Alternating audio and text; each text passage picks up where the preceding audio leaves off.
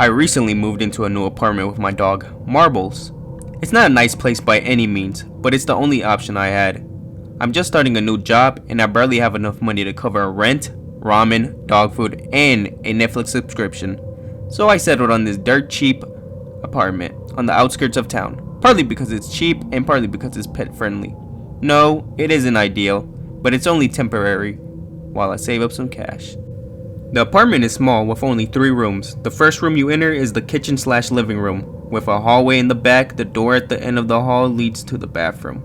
In the hallway is a door on the right side to the bedroom. I don't have any furnishing or personal belongings, so the apartment remains very bare.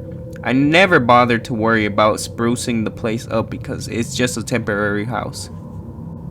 We had been in the apartment for a few weeks and everything has been fine. As we really settled into the place, Marbles took a liking to the couch in the living room. It wasn't my couch, it just came with the apartment. Well, Marbles decided to start sleeping on the couch at night. That said, Marbles likes to get up and relocate in the middle of the night. She would get up and come to the bedroom door, and I hoped to get inside.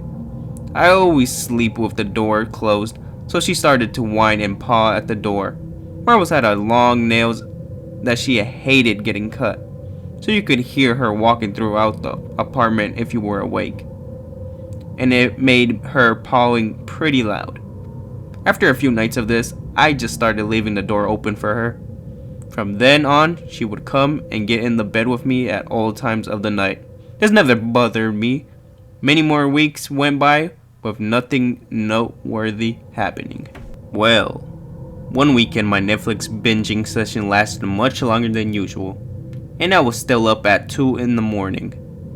I was just wrapping up Stranger Things Season 2 when out of the corner of my eye, I saw it. In the doorway to the hall, there was something peeking at me. I turned to look directly at it. It looked like the top of a face. Peeking from the left side of the doorway, the only thing I could see were 2 eyes, beady and black, staring at me. I was frozen, not sure if it was fear or shock stopping me from moving. I blinked, and it was still there.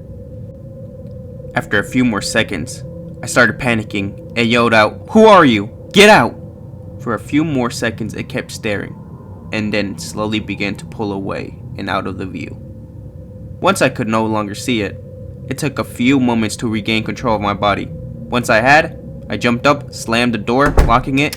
Marbles, who had been laying on the bed with me, was now sitting up and alert. The landlord, to whom I must give credit, swapped out the locks the next day, giving me all new keys. He told me that it was possible a previous tenant still had a set of keys to the room and had came in. The thought unnerved me, but the more I thought back on it, the less human the thing seemed to be. I called the police and told them someone had broken into my apartment. After a while, I heard them knocking on the front door. Eventually, I mustered the courage to step out from the room and run to the front door. They investigated and the landlord was called. No one was found in the apartment, and when the police had arrived, the front door was still locked from when I got home. There was no signs of breaking and entering, but I insisted that I saw someone. The police did one more sweep of the apartment before leaving, telling me that there was nothing more they could do. It took me a few weeks and many sleepless nights to go back to normal, if you could call it that. I told myself that I could handle the stress, that we would only be here a little while longer. During that time, I also brought a baseball bat, which I now kept beside my bed. Now I still kept the door to the bedroom open at night, but only slightly ajar, so Marbles could slip in and out. I didn't feel comfortable seeing the doorway where the thing had been. One night, Marbles came in and hopped on the bed like she usually does. She settled down and rested her head on my thigh, a common occurrence.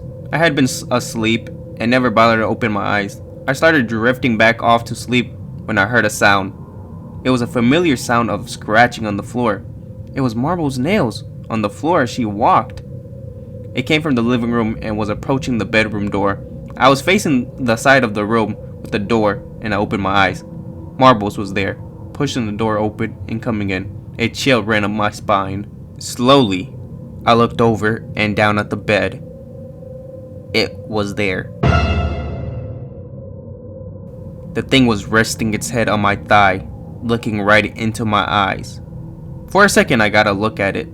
It had a humanoid form, but it was impossibly inhuman. Its face was horrific, with those beady black eyes, long greasy black hair, and a mouth without lips. Its body was elongated, and it looked as though it was made up of only bones with skin wrapped tightly around them. Its face started to creep closer to mine, and I was finally able to move. I threw the blanket over the thing and jumped out of the bed, running to the front door. I could hear it scurrying behind me, along with Marbles running behind it. When I got to the door, I turned to see both Marbles and the thing following. Marbles made it to the door first, and once she was out, I slammed the door closed. I heard it and felt the thing slam against the door, scratching and banging against it. I could also hear its raspy breathing.